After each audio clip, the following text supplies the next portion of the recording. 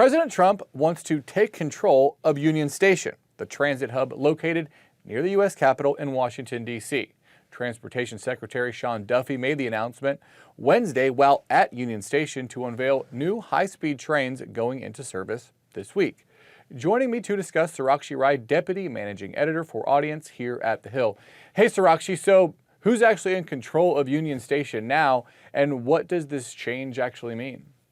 That's right. So Union Station is currently operated by private entities in coordination with Amtrak as well as the Metro in Washington, D.C. And what the Transportation Department owns Union Station. So while they own it, the current operations don't take place through private entities. And what we're going to see now is this renegotiation of a contract of Union Station that would allow the Department of Transportation to take control of the operations of Union Station. So the contract is up in September. So we could see that change take place pretty soon, Drew, depending on how these negotiations go. Duffy said today that Union Station has fallen into disrepair. I was actually just over there like an hour ago. I wouldn't say disrepair, but it isn't exactly state of the art. What changes could we expect? It's a beautiful building. I think what they might focus more on is the cleanliness, the safety aspect. We might see more presence of police at Union Station. It's a huge hub for the city because all the Amtrak trains that go out of town go through there, but also it's a huge metro station as well. And it services those going to Capitol Hill and the area, and all of the offices near Union Station. So what we could see essentially is a complete overhaul. Now, Union Station has always been a very popular transit hub.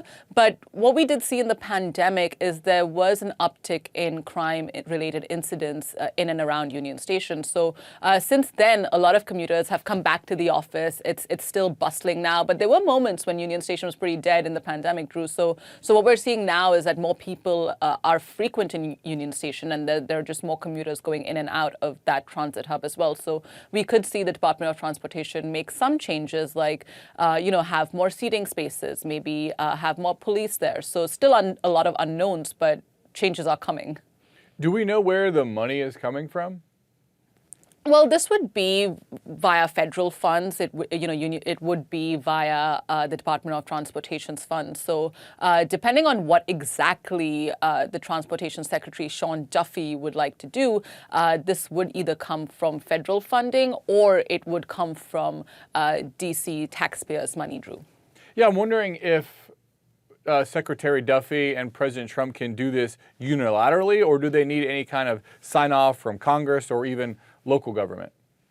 Well, they don't really need a sign-off because the Department of Transportation does own Union Station. They just lease out the operations to private entities right now. So what we will see is them take back control and just maybe not renew some of those contracts to manage Union Station and take over the control themselves of managing it. So really, they don't really need a lot of approvals to get this done or get this through. But, Union Station has been a huge flashpoint for the Trump administration. We've seen Vice President J.D. Vance visit Union Station alongside Pete Hegseth, to visit the National Guard troops who are stationed there. And we've also seen a lot of National Guard troop presence here amid this federal crackdown on crime as well. So Union Station really, becoming this flashpoint in the city's fight with the president and his administration and this crackdown on crime that the president is adamant he wants to improve. Yeah, very important transit hub here in the nation's capital. Be interesting to see what they come up with. Sarakshi Rai, thanks so much for your time.